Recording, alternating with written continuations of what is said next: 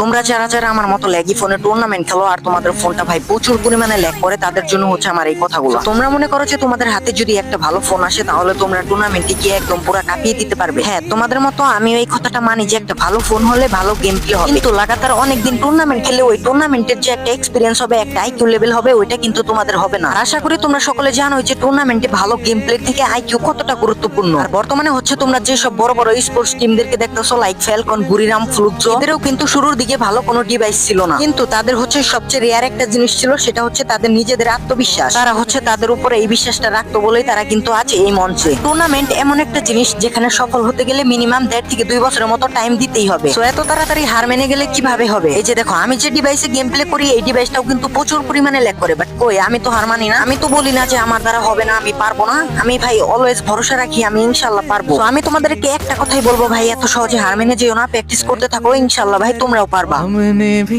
लिखा कुछ तेरे बारे में है, हाथों को संभाले मेरे हाथों में, कैसे हाथों को संभाले